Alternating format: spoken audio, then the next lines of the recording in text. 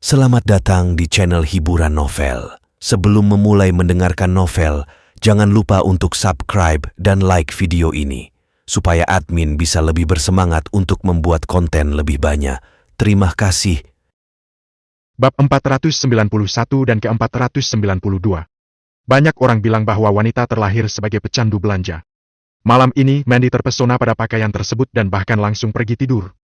Harvey York sangat salah tingkah, tetapi dia hanya bisa menemaninya dengan senyum masam.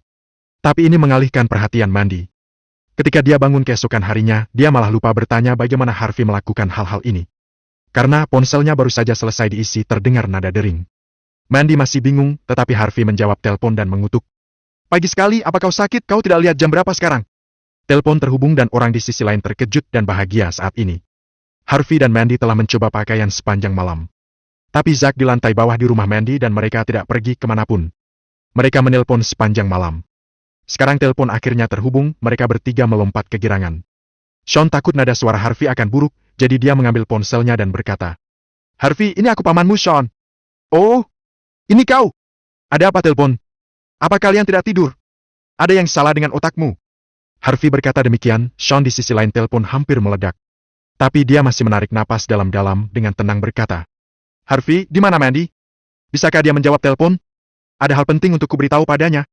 Harvey melirik Mandy, yang masih mengantuk dan berkata dengan ringan, "Istriku masih tidur dan tidak nyaman untuk menjawab teleponmu.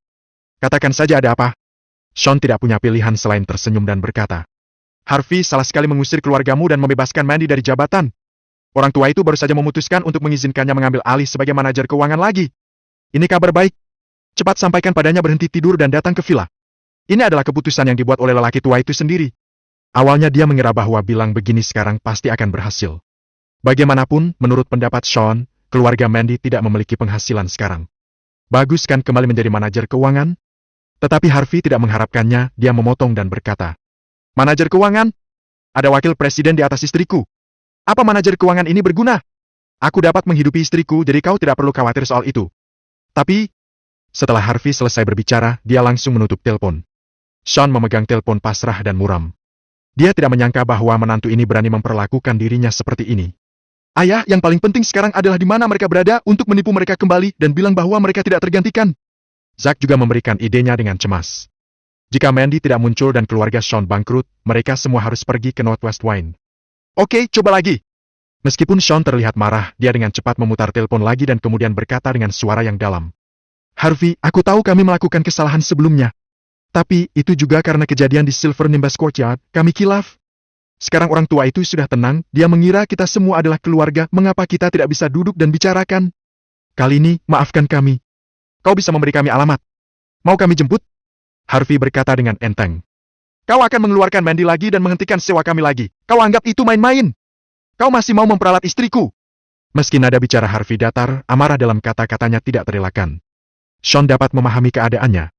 Kemudian, dia menarik napas dalam-dalam dan berkata, "Harvey, semua orang sudah sadar. Apa ada syarat yang bisa dinegosiasikan? Selama Mandy bersedia kembali, kau bisa mengajukan permintaan apapun. Kau atur saja." Bab 492. Harvey berkata dengan enteng, "Aku tidak suka bekerja. Aku suka saat istriku mendukung kebutuhanku." Nada bicara Harvey datar dan Zack memutar matanya karena jengkel. Ini pertama kalinya aku bertemu orang tidak modal yang percaya diri. Sangat tidak mau kerja keras dan bergantung pada orang lain. "Oke, lalu apa yang kau inginkan?" Sean masih menahan amarahnya. Dia takut nada suara H akan menjadi kasar dan membuat Harvey menutup telepon lagi. "Syaratnya sangat sederhana, siapapun yang memecatnya, dialah yang menanggungnya." Harvey berkata dengan ringan. "Oke, aku memecatnya, aku akan pecat diri sendiri." Sean berkata dengan cepat. Harvey mendengus. "Paman, apa kau pikir aku bodoh? Jika kau memiliki hak di keluarga Zimmer, apakah kau masih perlu menelponku sekarang? Biarkan kakek Zimmer datang sendiri, jika tidak, kami tidak akan kembali." Sikap Harvey sangat tegas. Sean melihat jam. Sudah lewat jam 8 pagi. Dia tidak berani menunda, jadi dia hanya bisa pulang untuk melaporkan masalah tersebut. Kakek Zimmer juga terjaga sepanjang malam. Mendengar laporan Zack saat ini, dia terengah-engah dan hampir tidak pernah bernafas kembali. "Apa? Menantu itu benar-benar mengatakan itu? Dia, lelaki yang bisa kita hajar kapanpun, berani menawarkan kondisi itu. Cari mati." Saat ini, kakek Zimmer merasa agak malu. Tangannya terus gemetar, martabatnya di satu sisi dan bisnis keluarganya di sisi lain. Apa pilihannya, dia sudah memiliki jawaban di benaknya. Pada saat yang sama, di kamar tidur, Mandy yang sedang beristirahat sudah bangun. Saat ini, dia memandang Harvey dengan aneh. Sejak tiba di Bakut, Harvey sepertinya telah berubah, seperti orang lain. Dan semua yang dia katakan benar terjadi. Keluarga Zima benar-benar mengundangnya kembali. Apa ini? Meskipun Harvey kadang-kadang sombong ketika dia berada di Nyumhi sebelumnya, dia jelas tidak sesombong saat ini. Ketika dia mendengar bahwa kakek Zima diminta untuk menjemput orang itu secara langsung, Mandy sendiri ketakutan dan tanpa sadar menarik lengan Harvey. Kakek Zima selalu sangat terhormat, duduk tinggi di singgasana seperti raja keluarga Zima. Keluarga Zima selalu menunggu aturan kakek Zima, itu adalah belenggu yang tidak dapat diatasi oleh siapapun. Bagaimana bisa dia datang sendiri? Harvey membuatnya kesal dengan melakukan ini. Saat ini panggilan lain masuk, kali ini Zack. Harvey berkata, "Tidak ada gunanya kau menelpon kecuali kakek Zimo datang sendiri, kesepakatan batal." Setelah selesai berbicara, Harvey menutup telepon lagi. Mandy berbisik, "Harvey, meskipun aku tidak tahu apa yang terjadi karena keluarga Zimo sudah menyerah, kita hanya perlu kembali. Selama aku bisa melanjutkan pekerjaanku, aku tidak perlu mencari pekerjaan. Bagaimana bisa itu cukup? Mereka menghentikan proyekmu di kota Nyumi, mereka setidaknya harus memberikan ganti rugi untuk itu." Harvey York tersenyum. "Juga menurutku mereka yang harusnya gugup saat ini, mengapa kita? Tunggu, mereka akan segera menelpon kembali." Benar saja, beberapa menit setelah Harvey mengatakan itu, telepon berdering. "Masih Zack," suaranya pasrah. "Kakek setuju dan berkata dia sendiri yang menjemputmu. Di mana alamatnya?" "The Olden Trade." "The Olden Trade? Apa yang kau lakukan di sana?" "Bukan urusanmu. Ketika kau di gerbang, kami akan langsung turun." Harvey tersenyum. Dia tidak ingin keluarga Zimo tahu bahwa Mandy membeli rumah mewah. Kakek benar-benar ingin datang sendiri. Saat ini, Mandy tidak repot-repot bertanya tentang apa yang terjadi tadi malam, tetapi penasaran tentang kakeknya. Bab 493 dan ke-494. Mandy telah lama terbiasa dengan sifat ganda dari keluarga Zima. Namun, ketika dia berada di Nyumhi dulu, kakek Zimo jarang keluar dari rumah sendiri, dan dia mempertahankan status superior dan otoritasnya. Tapi kali ini dia akan datang sendiri. Tak terbayangkan. Itu kepentingannya, mana mungkin tidak datang? Harvey tersenyum. Mandy memandangnya penasaran dan setelah berpikir sejenak dia berkata, "Harvey, sejujurnya apa yang kau lakukan?" "Aku tidak melakukan apa-apa, aku rasa," kata Harvey. "Pada jamuan makan malam penyambutan Pangeran Yo hari itu, bukankah Sekretaris Ivan mengenalimu? Dia juga mengundangmu ke upacara pendirian Sky Corporation, kau tidak pergi atas nama keluarga Zima. Siapa lagi yang bisa pergi atas nama keluarga Zima?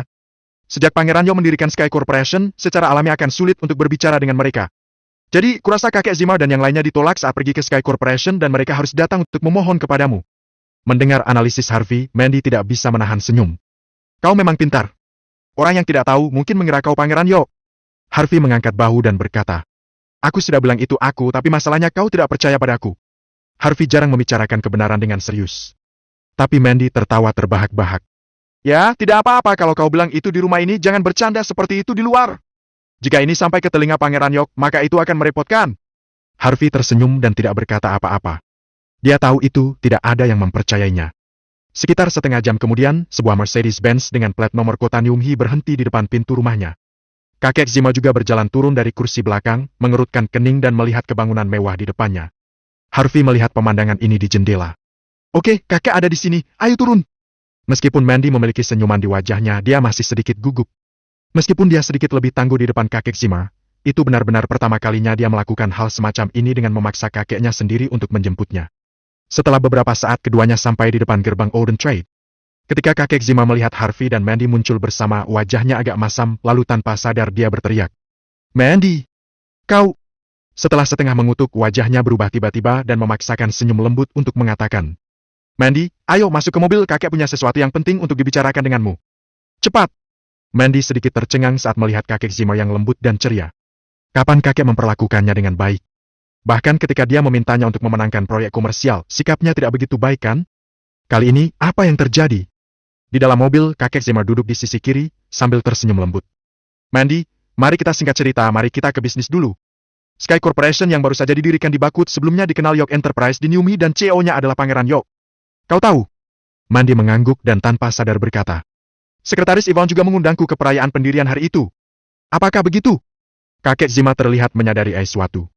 "Tentang ini, apakah kau ingat tentang Yok Enterprise yang memiliki 51% saham milik keluarga Zima? Artinya itu ada di tangan Sky Corporation saat ini? Sky Corporation saat ini sedang melakukan konsolidasi aset dan keluarga Zima dalam kebangkrutan. Tapi begitu kita melalui proses ini, keluarga Zima akan tidur di jalan. Jadi kau harus berdiri untuk kita, Mandy." Kakek Zima terlihat serius saat air matanya keluar. Bab 494. Beberapa menit sebelum jam 10 pagi. Harvey dan Mandy sampai Sky Corporation, kemudian dengan sopan diantar ke kantor tempat Zack sebelumnya. Orang yang bertanggung jawab di kantor itu berdiri begitu dia melihat Mandy. Dia berjalan dengan hormat dan berkata sambil tersenyum. "Nona Mandy, bukan? Duduklah, sungguh luar biasa kau ada di sini. Apa kau ingin kopi atau teh?" Mandy sedikit tercengang. Lelaki berjas dan sepatu kulit di depannya memiliki rambut lurus disisir. Dengan jam tangan emas Rolex besar di pergelangan tangannya, dia adalah sosok eksekutif bagaimanapun kau melihatnya. Ketika dia di dalam mobil, kakek Zimo menggambarkan eksekutif itu seperti serigala dan harimau, dan dia berulang kali meminta Mandy untuk berhati-hati. Tapi dia bingung pada kesan yang lain dan dia tidak tahu harus berkata apa. Harvey duduk dengan murah hati di belakangnya dan berkata, "Tuangkan aku segelas air, istriku ingin secangkir kopi untuk menyegarkan diri." "Baiklah, aku akan menyiapkannya sekarang." Penanggung jawabnya menyanggupi dengan sopan. Setelah mengajak keduanya duduk, dia pergi ke dapur untuk membuat kopi dan menuangkan air untuk mereka berdua. Sikap ini dan kemarin beda sekali seperti langit dan bumi. Jika Zack yang kesini, dia mungkin akan mengira dia adalah orang yang menyamar. Pada saat ini, orang yang bertanggung jawab itu duduk dengan hormat, dia tidak berani terlalu mencolok. Namun saat ia duduk, ia sedikit menyentuh kursi dengan bokongnya. Pinggangnya tegak dan senyuman kaku di wajahnya. Kemudian, dia tidak berani melihat Harvey, hanya melihat kaki Harvey. Ini dia sang legenda. Mandy berdiri dan tersenyum sejenak dan berkata, "Halo pemimpin, aku Mandy dari keluarga Zimmer. Aku di sini hari ini untuk membahas masalah terkait dengan perusahaan keluarga atas nama keluarga Zimmer. Apa kau tidak keberatan?" Orang itu terbatuk dan berkata, "Karena Nona Zimmer ada di sini, kita harus tanggung jawab. Perusahaan keluarga Zimmer akan terus dikontrak dan kita akan tetap." Tuk. Gelas air di tangan Harvey diletakkan di atas meja dan terdengar suara lembut. Orang itu panik dan segera berkata, "Namun, apa perusahaan keluarga Zimmer dapat terus menanganinya? Kita perlu mendengar alasan yang bagus." "Nona Zimmer, tunggu sebentar, kami perlu tahu lebih banyak tentang situasi dasar, bisakah kau bekerja sama?" Mandy berkata dengan gembira. "Tidak masalah, aku sangat mengenal perusahaanku, apa yang perlu kau ketahui?" Segera, ada beberapa orang lagi yang tampaknya eksekutif. Mereka tidak berani melihat Harvey tetapi berkumpul dengan cepat dan mengambil setumpuk bahan untuk dipelajari. Dan mereka juga menanyakan beberapa pertanyaan tajam dari waktu ke waktu. Mandy menanggapi dengan sempurna. Setelah sekitar setengah jam, orang yang bertanggung jawab berdiri dan tersenyum. "Nona Zimmer, selamat. Meskipun keluarga Zimmer masih memiliki banyak masalah, sebenarnya ini adalah perusahaan yang menguntungkan. Menurutku mereka bisa mencoba beroperasi sebentar. Aku yakin di bawah asuhanmu, Nona Zimmer, perusahaanmu dapat memiliki peluang untuk berkembang. Jika kau butuh sesuatu soal bisnis, kau dapat menghubungiku secara langsung. Aku pasti akan melakukan yang terbaik untuk membantu." Setelah selesai berbicara, orang itu menyerahkan kartu nama dengan hormat. Mandy melihat gelar wakil kepala Departemen Bisnis Sky Corporation dan seluruh tubuhnya terkejut. Jangan lihat orang dari penampilan, tetapi berdasarkan latar belakang Sky Corporation, identitas orang ini tidak terbayangkan. Bab 495 dan ke-496. Mandy sedikit bingung saat ini dan dia terdiam beberapa saat sebelum berkata, "Supervisor, jika Anda berkata begitu, kami keluarga Zimmer tidak perlu menyatakan proses kebangkrutan. Tidak perlu, grup juga akan mempertimbangkan investasi tambahan padamu. Namun masih ada kesepakatan kerangka kerja di sini yang perlu ditandatangani 3 hari kemudian. Bisakah kau datang lagi, Nona Zimmer?" Wakil direktur sangat sopan dan semua eksekutif senior tersenyum. Merasakan antusiasme semua orang, Mandy berkata, "Tentu. Terima kasih atas perhatianmu." Harvey juga berdiri dan berkata, "Terima kasih." Wakil direktur mengguncang seluruh tubuhnya, seolah-olah dia telah meminum embun ginseng, wajahnya cerah. "Tentu. Tidak masalah. Sama-sama." Wakil direktur ini hampir berlutut saat ini, air mata memenuhi matanya, ini sangat sulit tapi lega juga sudah melewatinya. Ketika dia meninggalkan Sky Corporation, Mandy masih tidak bisa mempercayainya. Jelas, dia tidak berharap semuanya berjalan lancar. Zimmer dan yang lainnya yang menunggu di luar seperti semut di panci panas saat ini, mereka terlalu gugup. Melihat Mandy keluar, kakek Zimmer maju lebih dulu dan terbatuk. "Mandy, apa yang terjadi?" Mandy menarik napas dalam-dalam dan kemudian berkata, "Kakek, masalahnya sudah selesai. Menurut Sky Corporation, kinerja perusahaan keluarga Zimmer tidak buruk dan akan dipertahankan untuk sementara waktu dan tidak akan melalui proses kebangkrutan. Mereka juga akan memberi beberapa investasi tambahan dan memberi beberapa bisnis. Namun dalam 3 hari kita harus tanda tangan kesepakatan kerangka kerja." Ada satu kata lagi yang tidak diucapkan Mandy.